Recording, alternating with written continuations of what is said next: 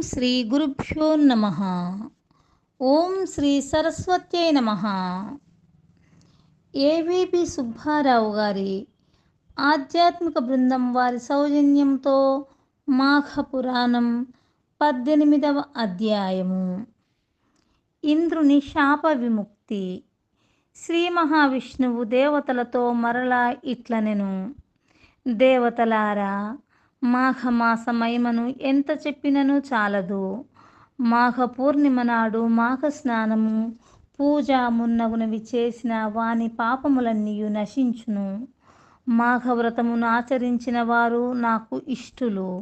వారు దేవతలై వైకుంఠమును చేరుదురు. మాఘ స్నానము ఆపదలను పోగొట్టి సంపదలనిచ్చును. మాసములలో మాఘమాసము గొప్పది. సూర్యుడు ప్రకాశించు వారిలో గొప్పవాడు. అశ్వత్థ వృక్షములలో ఉత్తమము. దేవతలలో విష్ణువు ఉత్తముడును. వేదములు శాస్త్రములలో ఉత్తమము. ద్విజుడు అన్ని వర్ణములలో గొప్పవాడు. రాజులలో శ్రీరాముడు ఉత్తముడు. ఋతువులలో వసంతము గొప్పది. మంత్రములలో తారక మంత్రము ఉత్తమము. స్త్రీలలో లక్ష్మీదేవి ఉత్తమురాలు. నదులలో గంగా ఉత్తమమైనది. మేరు పర్వతములలో గొప్పది.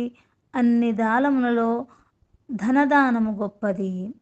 మాఘమాస వ్రతము అన్ని వ్రతములలో ఉత్తమము. మాఘమాస వ్రతము సర్వఫలప్రదము. కృష్ణవేణి, గంగా, కావేరి ఇలా సర్వనదుల యందును 10 సంవత్సరముల పాటు సూర్యోదయ సమయమున స్నానము చేసిన చోవచ్చు పుణ్యము 3 దినములు అరుణోదయ సమయమున చేసిన మాఘస్నానము వలన వచ్చును.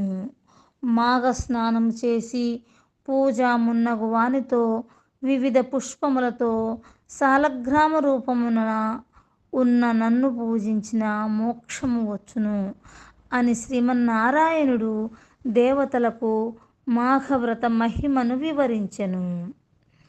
దేవతలు విష్ణువాక్యమును శిరసా వహించి ఇంద్రుని వెదుకుచు పద్మగిరి పర్వతమును చేరిరి. ఇంద్రుని వెదుకుచున్న వారికి చిన్న పాదములు, పెద్ద శరీరము కల విచిత్రమైన తొండ ఒకటి కనిపించెను. ఆ తొండ వారిని చూచి భయంకరమగు ధ్వనిని చేసినది. దేవతలు ఆ తొండ యొక్క రాక్షస రూపమని వారు తలచిరి. వారు దానిని తీగలతో బంధించిరి. ఎలా ప్రయత్నించినను ఆ తొండ కదలలేకపోయినది. మాఘమాస వ్రతము